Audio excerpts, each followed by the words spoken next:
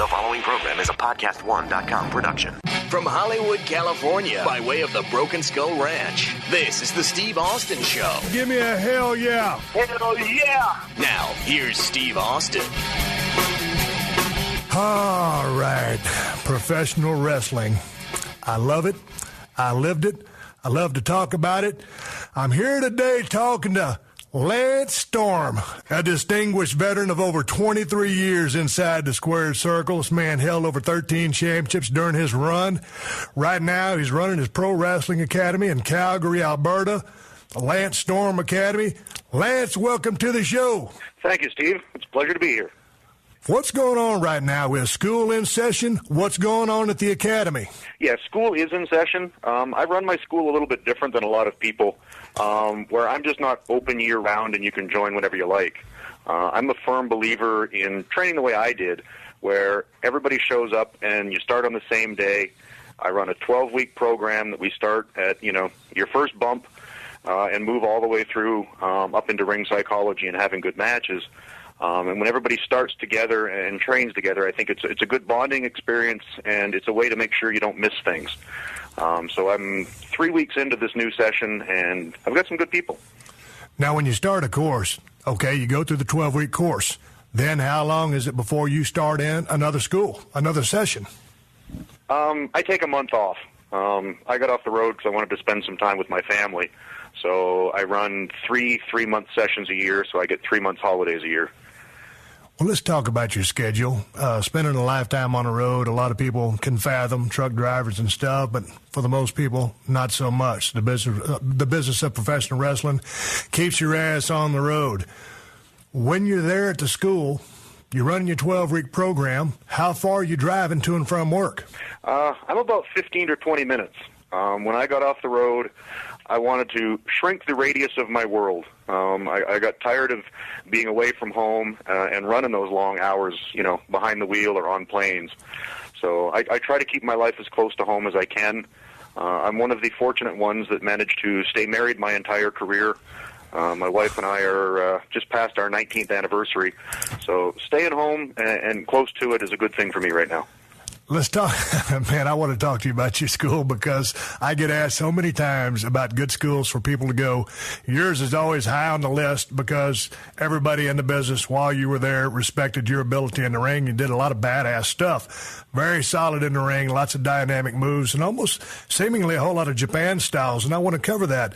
But let's talk about staying married for 19 years in the business of professional wrestling, or really for entertainment for that matter. But since we come from the world that we come from, how in the hell did you do that? And before you answer that, I know you're a very unique human being. You're a very smart guy, you think a lot, you read a lot. How did you stay married so long? The biggest thing is, to me, I think it's about prioritizing. And also, too, I'm a very stubborn man. And early on in my career, I had a lot of people telling me that, your relationship's not going to last. And if nothing, I'm the guy that's going to prove you wrong. So right from the get-go, I was very determined to not fall into the traps that life on the road often presents itself. So I really stayed focused on being loyal and faithful to my wife, and that's part of the reason why I wasn't a big party guy on the road either. If you go out and drink with the boys and hang in the clubs and do different things, a lot of opportunities present themselves, and I didn't want to put myself in a position where opportunities would arise. So I spent a lot of hours by myself in hotel rooms reading books, and again, not going out when you're in Vegas because there's trouble to be had in Vegas. So I focused really hard and made a real serious commitment to my wife, and I expected her to trust me on the road, so I thought it was my duty to be trustworthy. And we toughed it out, and I had a very understanding wife that wanted to have a family and stick to it, and we did. And that's also part of the reason why I got off the road at a younger age than most.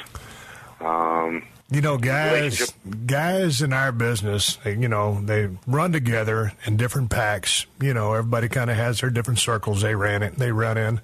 And I was kind of always in that drinking circle. So, you know, I wasn't really a guy that's going to go to strip clubs. Wasn't my deal. I was more that lounge lizard guy. I was going to hang at the hotel, not have to drink and drive, just do my drinking, my thing that I was doing, and kind of chill. And I certainly found my share of trouble hanging by myself in the lobby. But on top of what you're saying, not only did you avoid the situations that you were going to be placed in, but many, many bad decisions have been made by the boys or myself on the road due to the influence of alcohol or whatnot. You seem to avoid that as well.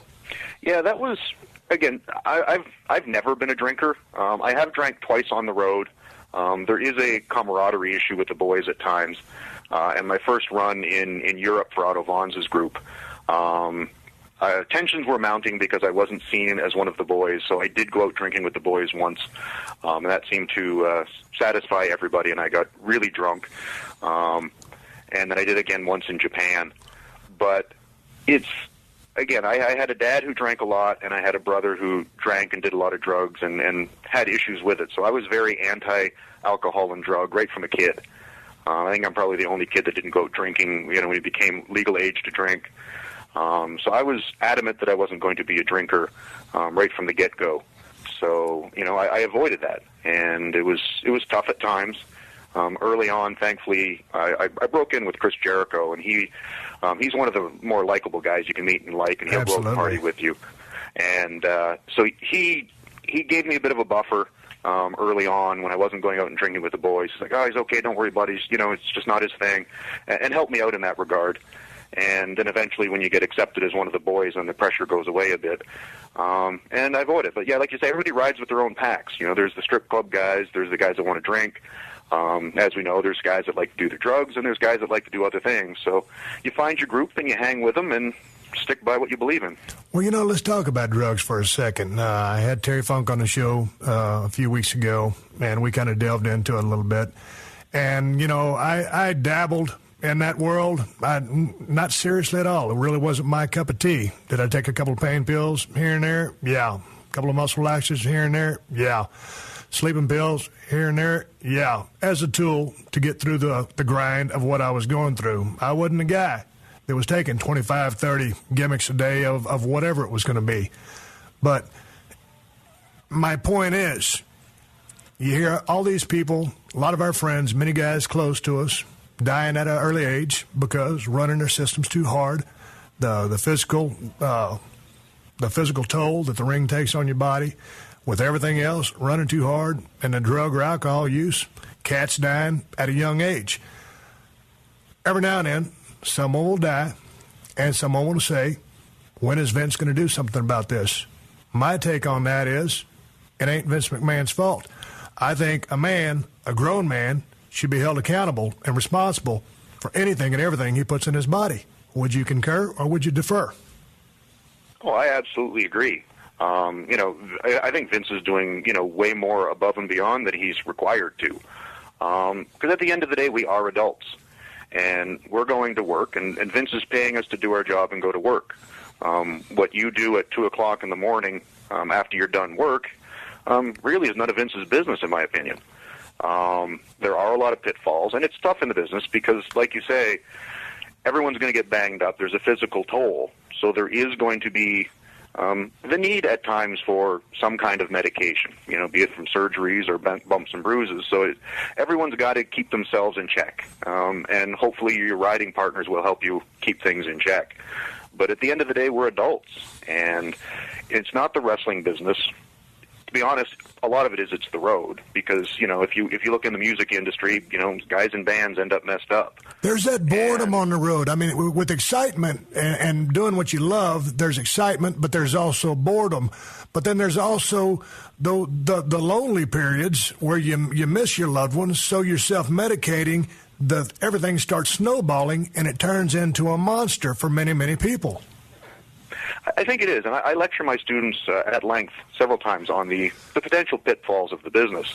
And again, a lot of it is loneliness, and I think a lot of it is, too, the need to sleep. You know, if you banged up your shoulder that night and you don't get any sleep that night, you're really worn out, and then you're on a plane and you're wedged in a plane and your shoulder's hurting, and you know that second night's sleep you haven't slept in 2 or 3 days. You know, the interest in, you know, hey, here's a sleeping pill, here's a whatever you have to get you through the night. It's easy to go down that road, and again, going down that road as far as, you know, taking proper amounts and doctor-prescribed pain medication and so forth is not a problem if you can keep it in check. But again, at the end of the day, it's like, Vince McMahon's not my babysitter. I don't need him telling me how to live my life. It's his responsibility, and he can tell me how he wants me to do my job. And if my life adversely affects my job, then he has, you know, the right to step in and either get me to change it or fire me. But I don't need Vince McMahon or any job I have trying to govern my life. You know, it's a tough job, and there's easy pitfalls, and you just have to be aware of them and try to be responsible. And, you know, the loneliness of the road is a tough one.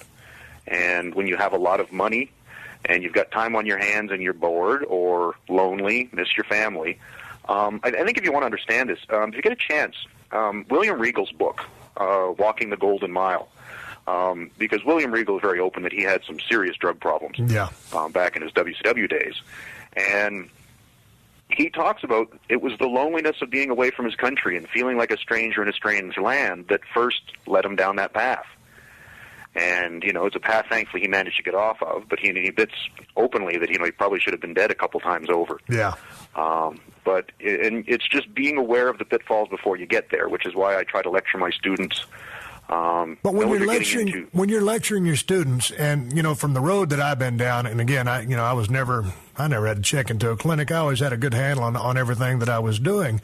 And admittedly, I was doing some things, but from the standpoint of where I'm at now, the things that I've done just through experience, from been there, done that, when you're talking to your kids, what's the average age of these kids coming into your camp?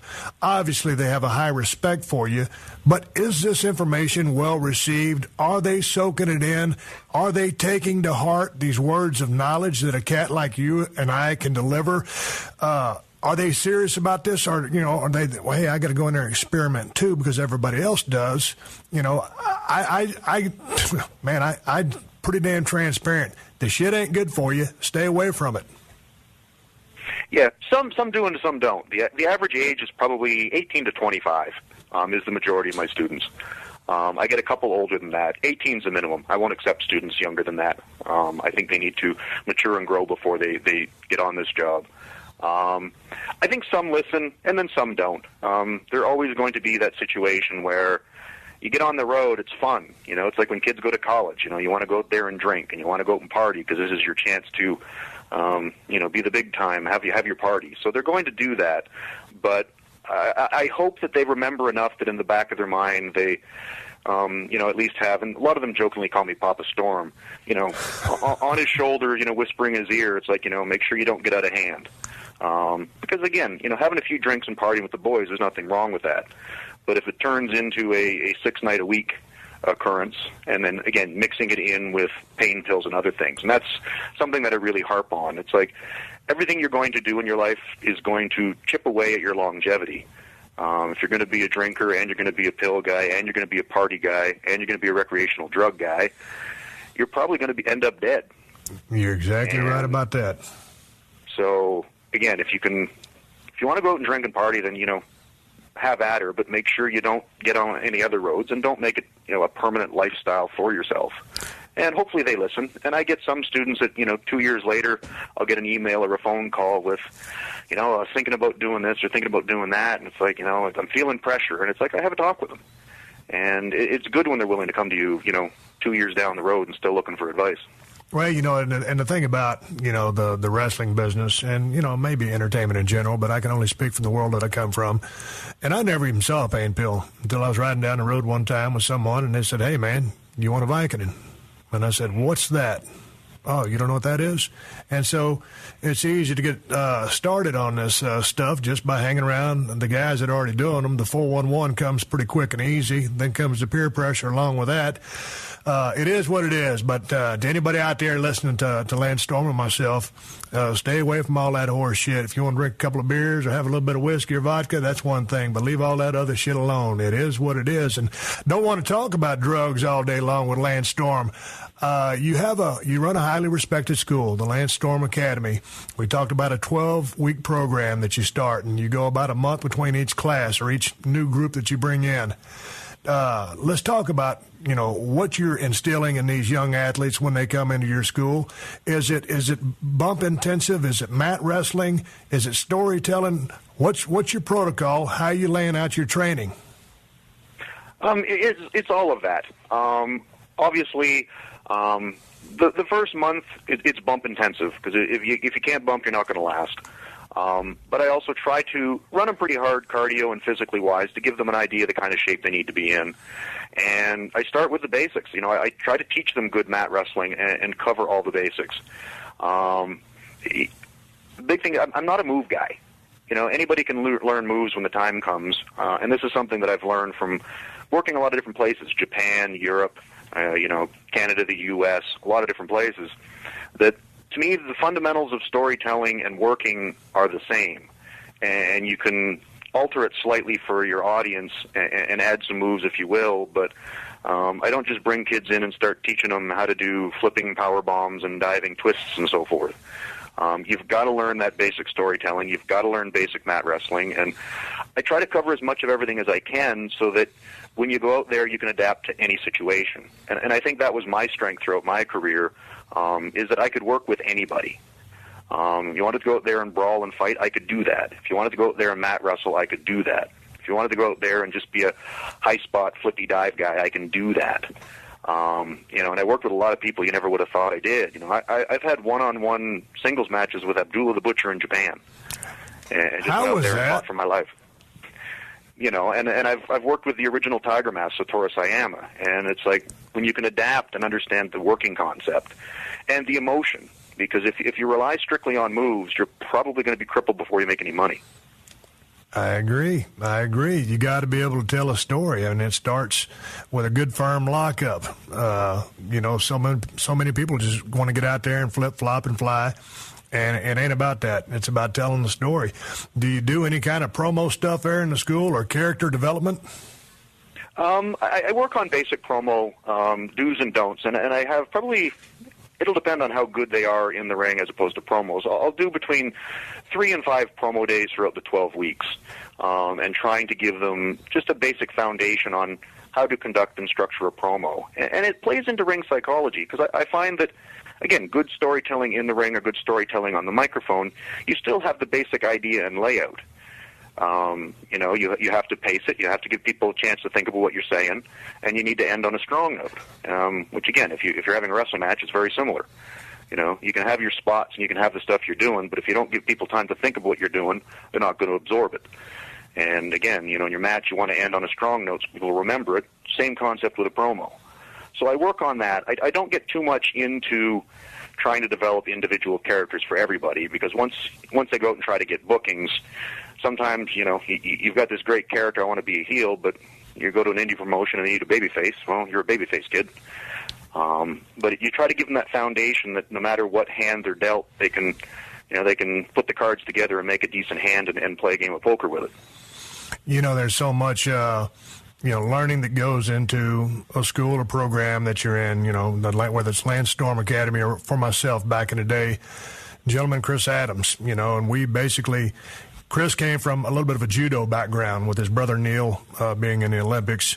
It was all about the bumps. It was all about learning how to fall. And we'd go out there and slap the shit out of that mat hour after hour. It was all about falling. Then we learned a little bit of chain wrestling and then just basically a couple of moves. And so when I had my first match, I was fundamentally sound. But to a large degree, the business of pro wrestling is like many others. It's on-the-job training. Have you expressed this to your kids?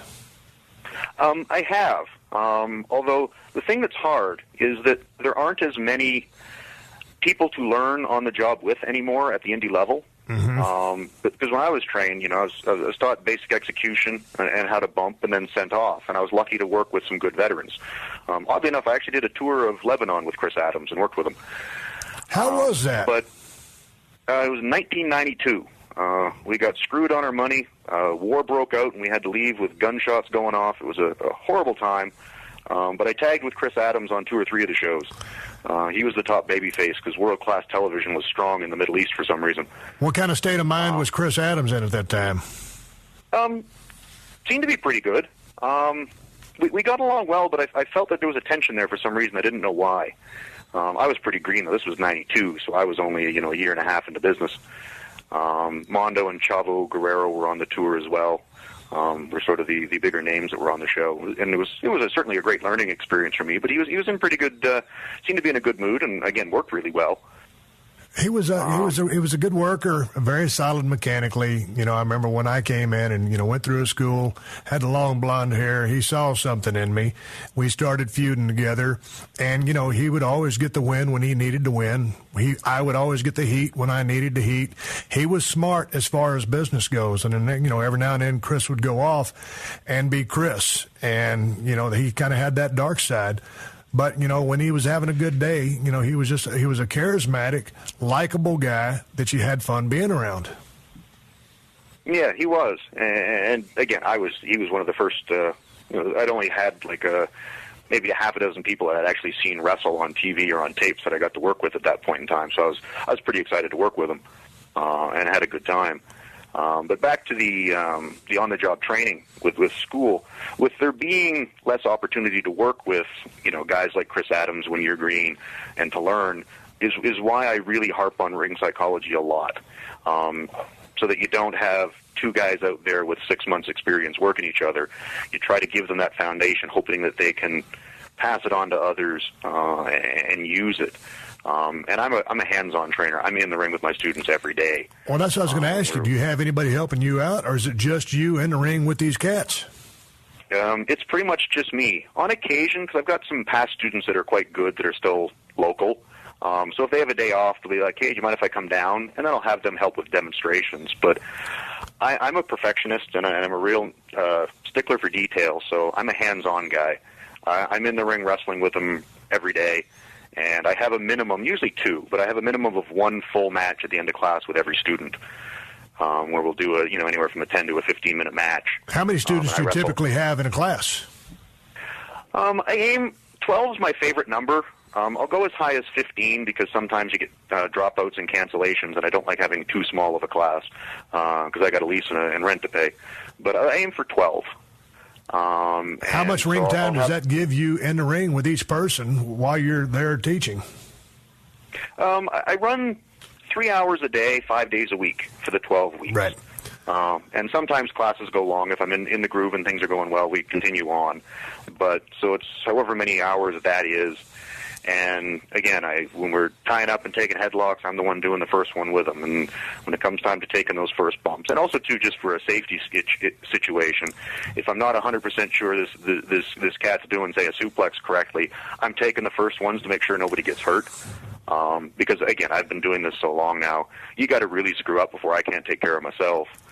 And obviously, from a liability standpoint with the school, you want to try to be safe. You can't afford to be getting kids hurt. So it's a lot of ring time, and I take a lot of bumps, and I run a lot of drills.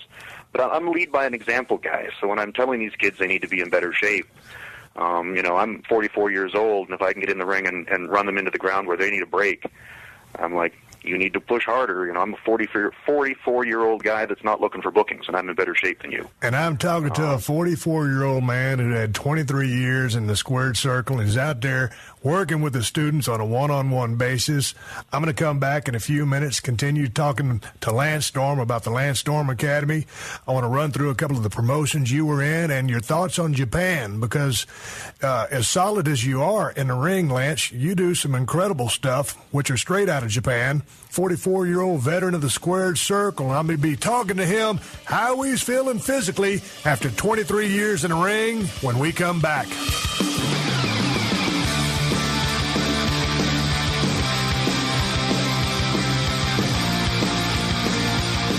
Hey, man, do you own or rent your home? Sure you do, and I bet it can be hard work. You know what's easy? Bundling policies with GEICO. GEICO makes it easy to bundle your homeowners or renter's insurance along with your auto policy. It's a good thing, too, because you already have so much to do around your home. Go to geico.com, get a quote, and see how much you could save. It's GEICO easy. Visit geico.com today. That's geico.com.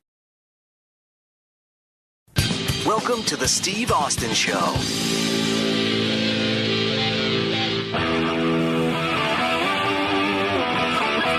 All right, coming back from the break, I've been talking to Lance Storm, distinguished veteran of over 23 years inside the squared circle. When we left off, Lance was talking about one-on-one training with the students at the Lance Storm Academy and getting in there himself, going through the paces. With that being said, Lance, I wanted to ask, with all those years in the business, with a high-flying style you had mixed with your base ground attack, how are you feeling these days physically? On the whole, I'm pretty good. I've got aches and pains, don't get me wrong. Did you have any major injuries?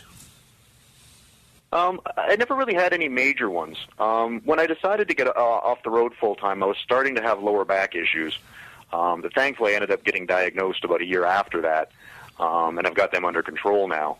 But I haven't had any major injuries, which is fortunate, obviously, touch wood. I've got some minor issues with my neck that just started last year.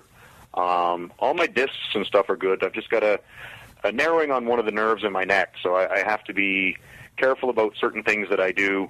A lot of stretching and strengthening. I'm just not allowed to do bridging anymore because I don't want any more compression on it. But on the whole, I feel really good. Other than, again, the shoulders ache and the knees ache at times, but I never had a major injury. And I had cartilage scoped in my knees maybe 3 years ago. Just to trim them up because it was being problematic. But other than that, I've never had a surgery. And for the most part, feel pretty good. And that neck issue, is that causing any tingling or numbness in your fingertips? No. I get headaches. I get a little bit of dizziness, sort of like seasickness a bit. Symptoms were like a concussion, but I knew I hadn't banged my head. So after getting it looked at finally, it was determined that there's just a little bit of narrowing on the nerve. So I'll find I get a little bit dizzy if it's bothering me. But if I do my stretches and my exercises, I pretty much have no symptoms. I'm just not supposed to bridge to further compress my neck, and not supposed to have lifting my chin up really high and looking up makes it worse. So I tend to keep my chin tucked because it just allows more movement. And other than that, I've had no problems at all. Now, when you say you had your lower back diagnosed, what did they diagnose it with? I ended up diagnosing it, oddly enough, from reading a novel. You diagnosed your own back reading a novel? Yeah. Because my back was bothering me. WWE sent me to, MRIs and doctors and everything else, and nobody really found anything. And I was reading a novel, and the character in the novel was complaining about back problems, and I'm reading it going, this sounds exactly like what I have. So I looked it up online, printed it out, and took it to my doctor, and is this my problem? He's like, might be. So we did the therapy for it, and it's there's a psoas muscle, which attaches to your hip flexor and to your lumbar. And mine was in severe spasm, and it was tilting my pelvis. And it was straining my lumbar, and when I bumped, I was landing on the sciatic insertion at my pelvis and causing, tingling and strength loss in my one leg. So once I started getting the therapy and the stretches for the psoas muscle and relaxed it, my problem pretty much went away. Well, that's good news, obviously. Let's talk about your ring style a little bit. How would you describe your ring style from back in the day? I don't know, because I always preferred being a heel, so I always liked to adapt my style to what I needed. I'd like to think it was more just a traditional worker. I think William Regal likes the journeyman term, which I'm a big fan of. When I worked in Japan as a junior heavyweight, I worked that junior heavyweight cruiserweight style that was a lot more athletic. But when I worked in WCW, I worked more of the traditional wrestling sports entertainment style, if you will. And same when I went to WWE. I'm a firm believer that when you know how to work, the rest gets easy. And, there's a lot of people that, I had a hard time adapting to this style or that style. And I never had that difficulty because, again, I find that the basic fundamentals are the same. And if you can get that emotion, you can add the rest in. So I just like to think I was a traditional worker more than anything else. Yeah, but, sometimes when I think about your work, now you started in Calgary, but then right off you went to Japan, correct? Went to Europe first and learned a lot of the European style, which is very mat-based. I got to work with Fit Finlay when he was, in his prime in Europe. That guy's one of the best ever in the history of the business, and a lot of people don't know that name or, saw a bit of his run in WCW and WWE. Fit Finlay is tremendous. He's fantastic, and he's one of those guys that always looks legit. I've never seen a moment in his match that it just didn't look believable and legit, and I got to work with him a lot in Europe, even before he hurt his leg in WCW. And he was the man. He was the top heel in Europe and just, grabbed that crowd and held them. And I learned so much working with him. I was a babyface when I worked with him. And, a lot of the good English guys, Dave Taylor, who worked in WCW for a while, another great mat guy. So I learned a lot of the mat European style there. And then when I went to Japan, learned a lot more of the, the junior heavyweight high flying style there. So I took a lot of flavors from a lot of places, which I think helped my versatility. But then when you got back from Japan, didn't you go right to Smoky Mountain? Smoky Mountain was before Japan. I did Europe. Japan, okay. Then the 1 year run in Smoky, which was, Memphis 101 almost, and then went to Japan. Okay, I was thinking you came out of Japan and then went to Smoky, and I was thinking, man, when you talk about, you can work, but there is a big difference in stylistically from Japan work and Smoky Mountain. Yeah, it really was a big difference. But I think what helped me is I was tagging with Jericho in Smoky Mountain, and he was working in Mexico and Japan before Smoky. I had just done the European tours. So Jericho was on that cutting edge of, high spots and, that early 90s junior heavyweight style. And we go into Smoky Mountain and we're working Well Done, who are, Memphis, Tennessee 101. Right. And it was a really good mental exercise for me because I was the traffic cop trying to speed up Well Done a little bit, but putting the reins on Jericho to try to find some way of meeting in the middle. Yeah. And again, it was one of my first real realms into being a ring general and trying to control the action because I had Well Done who were really good but very Southern style, and I had Jericho who was awesome but was working 100 miles an hour more than Memphis wanted. Trying to bring those guys together was a hell of an exercise for me, and I think we managed it relatively well. And then it was after that I went to Japan on a regular basis. Did you like Japan? I really loved Japan, and I think part of it was I hadn't found myself as a character or a performer yet. I was still very much a wrestler and relied on the in-ring stuff more than having any speaking ability or personality. If you see any of the promos I did in Smoky Mountain, I was awful. And so Japan was just a straight-up sport. If you were a good athlete and could wrestle, that's what they wanted. Exactly. So I loved it. Yeah. It was physical, which, again, I tended to work on the lighter side of things, but I didn't mind getting in there and having to fight either. So I liked the physicality of Japan and the sport aspect of it, because we were respected as athletes over there, so I really enjoyed that. But it wasn't until ECW that Paul Heyman actually let me find Lance Storm.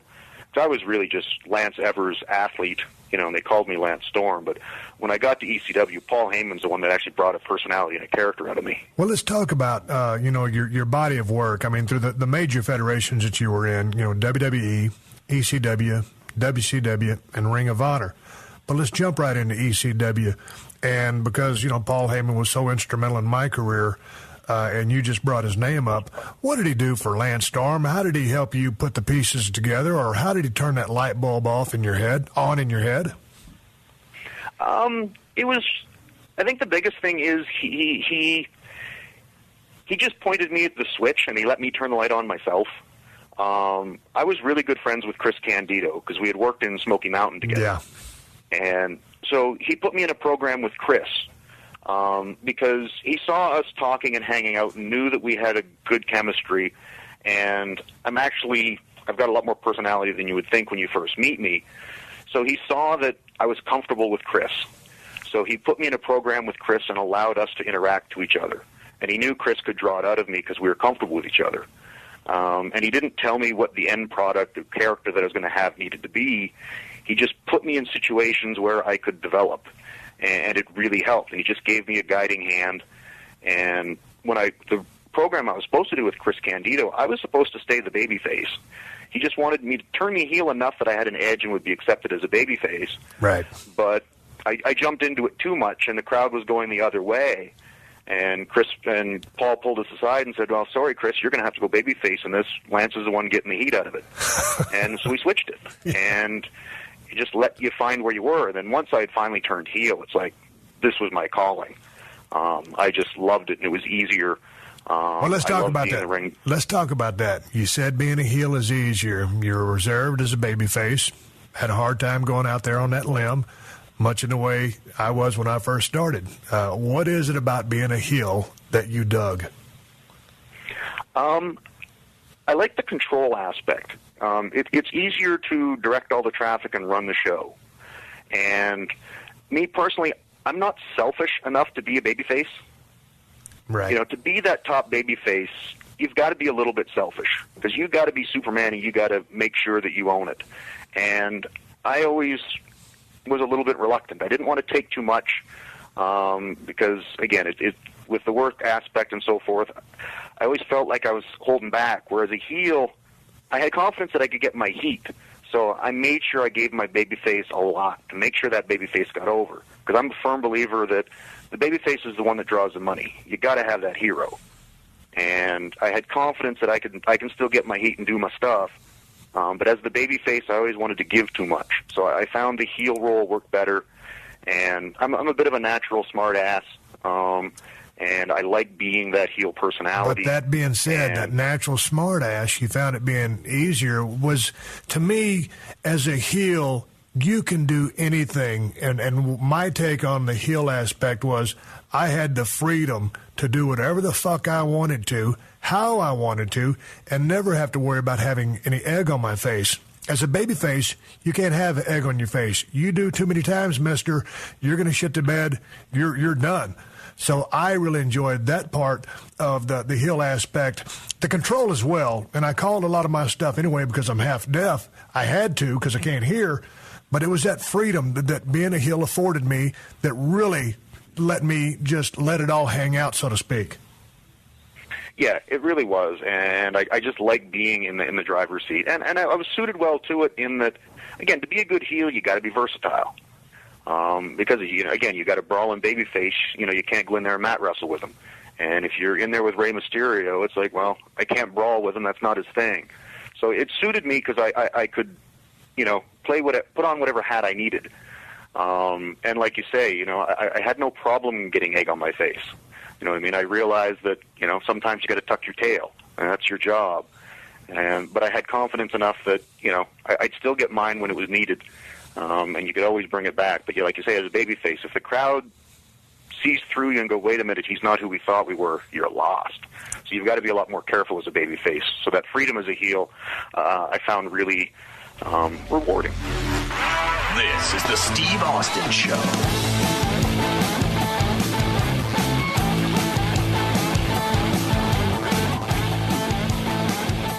Hey, man, do you own or rent your home? Sure you do, and I bet it can be hard work. You know what's easy? Bundling policies with GEICO. GEICO makes it easy to bundle your homeowners or renters insurance along with your auto policy. It's a good thing, too, because you already have so much to do around your home. Go to GEICO.com, get a quote, and see how much you could save. It's GEICO easy. Visit GEICO.com today. That's GEICO.com.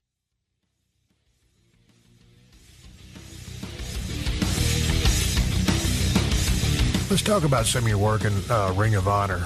That's a smaller promotion I've really enjoyed, and I don't see a whole lot of current, Ring of Honor stuff going on. I haven't seen a whole lot of it in general. A lot of the stuff that I have seen is very refreshing, and a lot of old school mentality. Now, sometimes that being said, the guys end up kind of outworking themselves and overdoing the mannerisms, but I appreciate where they're coming from. there seems to be almost seemingly to me from a spectator and a fan, they've got a lot of freedom to kind of work with their characters in any way they see fit and push the envelope accordingly. What was it about Ring of Honor that you enjoyed, or anything that you didn't enjoy about that particular promotion?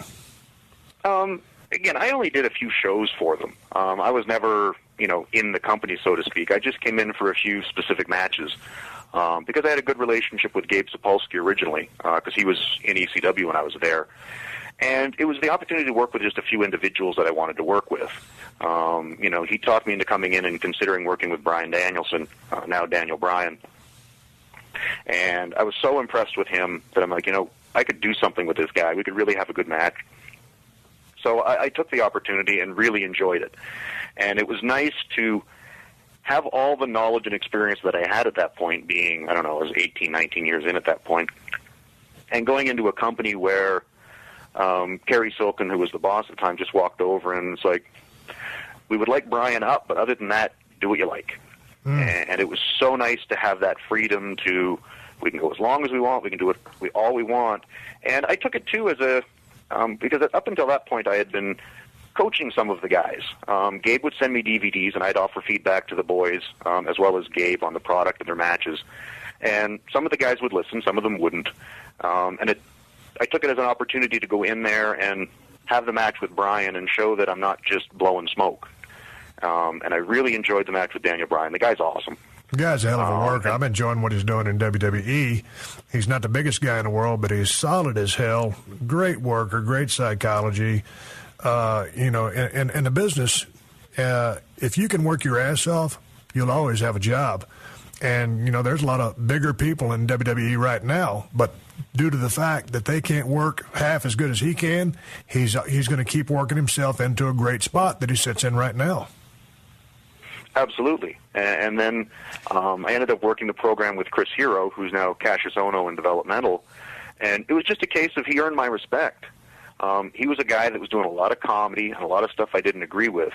And I don't sugarcoat stuff. If somebody asks me my opinion of their match, right, I'm going to tell them. If it's the shits, I'm going to tell them it's a drizzling shits. And I hit Hero with some pretty harsh criticism.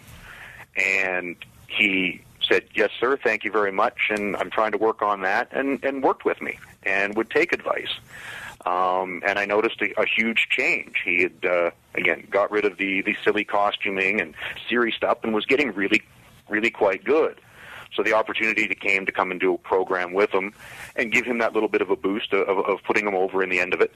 And they had actually, when they asked, said, you could come in and do 2 shots. If we can put him over in the tag and then you can beat him in a single, would you come in? And I'm like, well, I'll come in, but I'll beat him in the tag and put him over in the single. Mm-hmm. And they're like, oh, that'd be great. I really appreciate it. And I'm like, well, I'm pretty much, 3/4 retired at this point. I don't need the win. Right. So I come in and worked with him, and because he earned my respect for taking the criticism, doing something about it, and really improving, I went in and worked with him and enjoyed it. And then I got to do similar with, I'm drawing a blank on his name, Mike Bennett, recently. And it's just rewarding when you get the guys that really want to learn and have that respect, and want to learn the craft and not just do 3 flips off the top rope, but they actually want to get in there and work. But it's also interesting when a guy asks a cat like you or me for advice, and you drop the real 411 on them, and they kind of, they're green. Maybe they're thinking you're going to put them over. And like you said, if someone's going to ask me what I think, I'm going to be just like you and hit the nail right on the head. So when you take a guy, break him down and say, yeah, not so much. It's kind of the shits, too much comedy, too much this, that, or whatever. It's advice that they've got to hear, because if they don't hear it, they're going to keep going down the wrong road and never go forward, all the while thinking they're the cat's ass. Yeah, and it's rewarding when you get those guys that will listen. And again, I don't expect blind obedience, but listen and put some thought into what I have to say. And if you just want to hear you're the greatest, then you probably shouldn't ask. Hey, I want to ask you a question. I was watching some YouTube videos last night, and I watched your WWE debut. Well, was it F back then? I can't remember, but I guess WWE had just brought WCW. You came in. Shane was out in the limo. You come in. Anyway, there's your big debut in the company. That was your first night in WWE, correct? Yeah, and I think it was almost 12 years to the day. It was either the end of May, beginning of June. And you've been all over the horn prior to that. And with that being said, everybody knows that the WWF, WWE is the show. When you rolled in that night, I think you hit a guy with a wheel kick or something. You went back out to the limo with Shane. But what was your feeling when you made your debut after all your years and the miles you journeyed into the company? It was cool, but I didn't know about it until almost the last minute, so I never really had time to think. Really? They told me I was just coming to the show to meet with Jim Ross, because they had flown other WCW guys to the office to get just your orientation, welcome to WWE. And they said, we're not going to fly you to Connecticut because we're in Calgary next week, so just come to the show, you'll talk to Jim. I'm like, okay. And I had my gear in my car because I'm not an idiot. You always have your gear. You know the deal, brother. Always have your gear. Yeah, so somewhere around like 3 or 4 o'clock in the afternoon, I think it was Johnny Ace come up to me. He's like, you got your gear right because you're working tonight. And I thought he was ribbing me. I'm like, yeah, fuck off, Johnny. You're just ribbing me. He's like, no, seriously, you're running in. I'm like, yeah, whatever. And he left. And then I think Dean Malenko came up to me later, and he's like, oh, you got your gear right. You're running in. I'm like, yeah, quit ribbing me, Dean. And then I finally realized they were serious. So I had to go out and get my stuff. And I was worried that the run-in was so quick and without an introduction. I was afraid the Calgary crowd, because it was in Calgary, my hometown. Yeah. I didn't know if the crowd would realize it was me in time to pop. So I'm scared to death thinking, if these guys don't recognize me and react, I'm dead. Because they're expecting a reaction here. And, again, they were really on me with, you got to fire up and go crazy, and, you got to celebrate when I super kicked Perry Saturn. Yep. And so, by the time I realized they weren't ribbing me and got my shit on, it was time for the show. So I didn't have too much time to think. But when I hit it and got the really good reaction from the crowd. Great reaction, did the nice reaction, did the bit with Shane in the limbo, and it was pretty damn cool. Like you say, say what you want about anywhere else, WWE is the show. And it was really cool, and an interesting footnote in history, being the first WCW guy to come and appear on WWE, sort of, as far as still being a WCW contracted guy when he came in. But it was pretty damn cool. Lance, when you get 23 years in the business and now you're teaching these young cats the ways of the business, when you watch today's product, I mean, what do you think when you're watching this? Because, seemingly it's just a greener product in the ring right now, and that's nobody's fault. It's certainly not the people's fault in the ring. They're just on the green side. And we're used to back in the day, most of the guys in the ring had damn near 10 years experience. Or if you were a green guy, you were working with a guy that had 10 years experience. What has been your take on just the way the business has changed from working more holds back in the day to it being a little bit more short attention span theater with more high spots, quick cuts to commercials, and, a lot of different quick cuts and not quick transitions more so than, working holds, in and out of holds, and telling more of that story. It's the business has changed so much. What's your take on that? Yeah, I'm still old school enough that I prefer a slower, methodical match that builds a little more emotion. I think that's what we've lost the most, is we've lost some of the emotion of the struggle, because I think that at the heart is what draws them in. It's, wanting to see that guy they love overcome, and having that these two guys legitimately don't like each other. And I think having that emotion and believability is getting lost at times. Not always, but it does, and it becomes more about, I guess it's the difference between art and paint by numbers. At the end of the day, when the picture's done, it can still be good if the original layout of the paint by numbers was good, but I'm still a believer that a match needs to be an organic entity that grows naturally in the ring, and I think that's important. Although before we go anywhere else, I've got one question for you. Do you remember our first interaction backstage at WWE? Because I do, and it was almost one of my big faux pas, and I'm curious if you even recall the story when I tell it to you. Man, what happened? It was when you first joined the Invasion, and where all the Invasion guys are in the ring, and they announce that you're the guy jumping ship and joining us, and you come out to the ring, again, my gimmick was that, I was just Joe Serious, don't smile, don't laugh, I'm taking it all serious. And you come out and you go to all four corners and stuff, and the segment's over and we're backstage, and you come up to me, and I have no idea if you were hot or not, but, you're a fiery person. And you're like, God damn it, kid, give me some emotion out there. Me joining the Alliance is supposed to be a big deal. And I don't know what exactly I said, but it was something I was trying to explain that, it's my character, I don't smile or do anything. And then you walked off because you had other things to do. And I'm sitting there going, I think I just butted Steve Austin.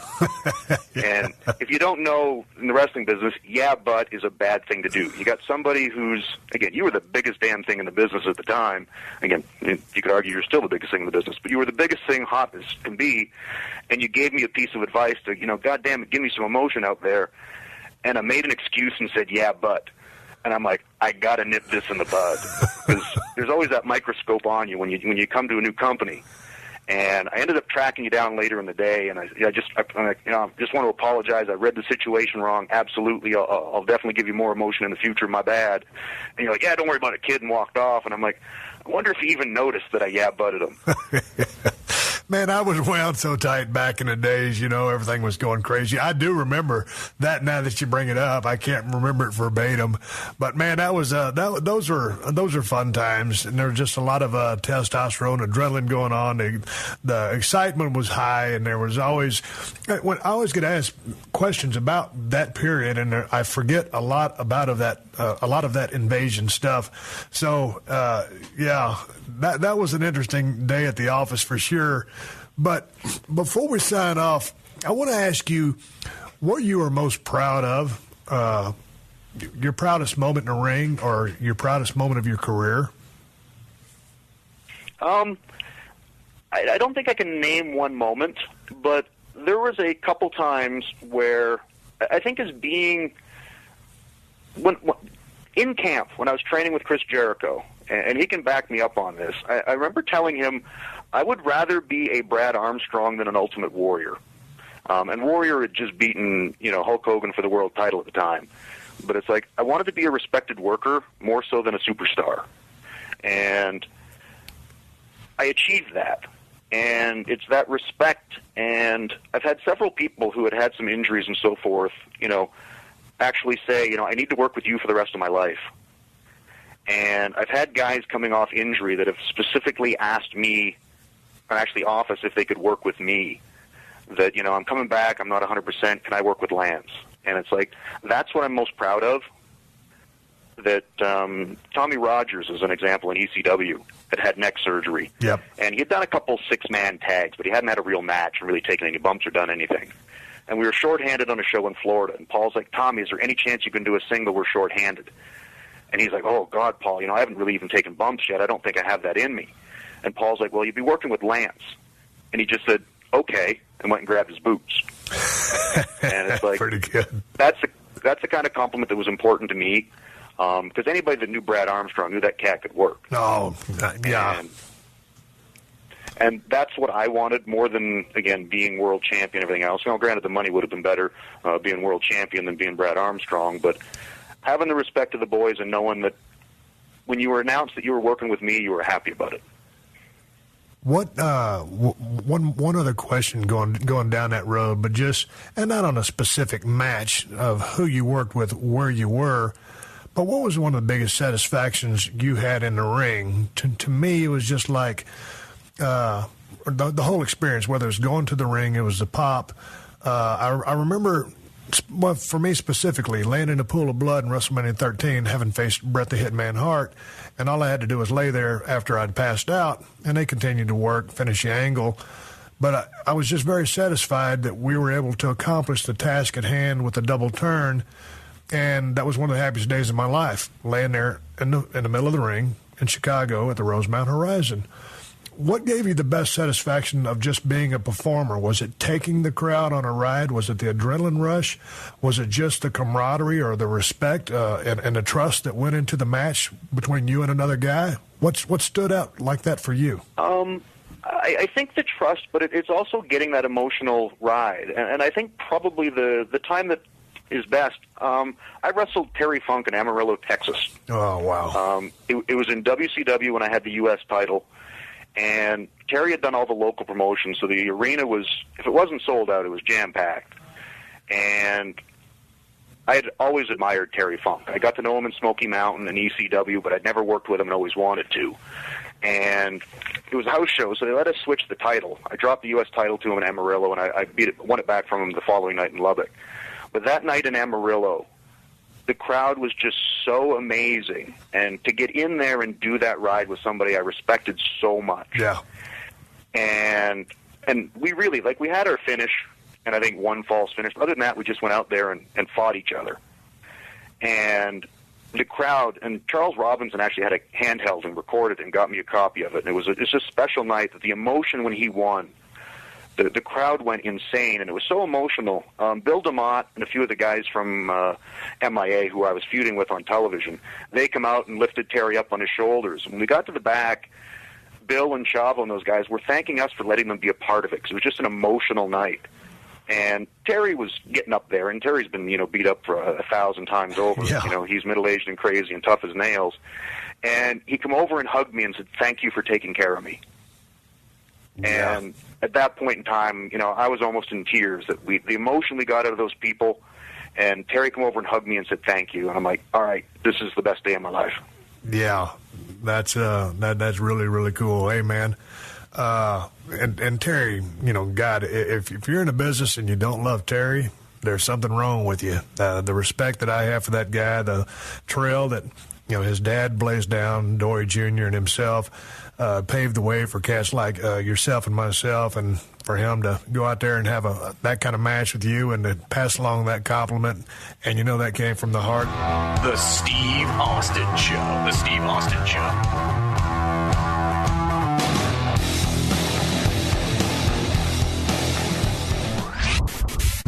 Yo, what's good? It's your boy, Big Brother Jake, a.k.a. Jake Warner, my government name. Check it out. I host a show called the Big Brother Jake Podcast, and I've taken my talents to the biggest and baddest platform on the planet. That's right, baby, PodcastOne.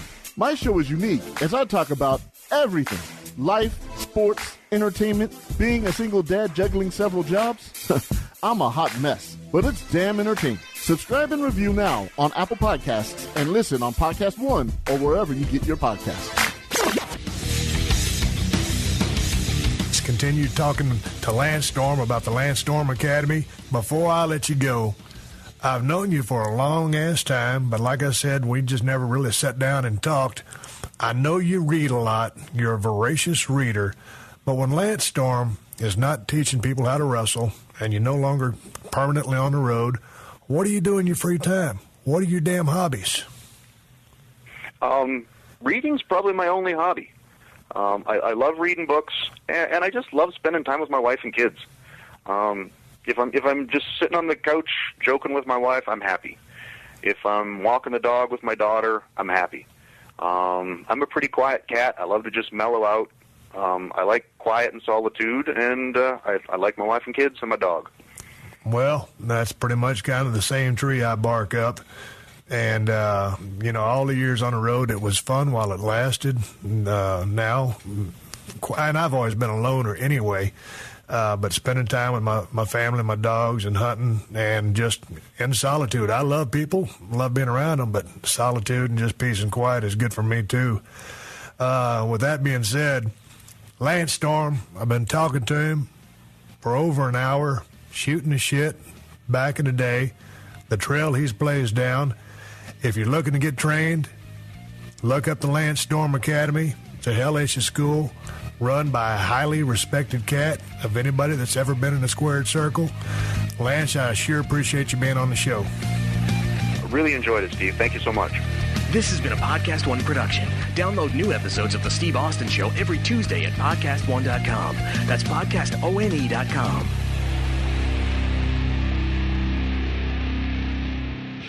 What's better than courtside seats? Free sports on Pluto TV. Hey sports fans, get all your sports free on Pluto TV.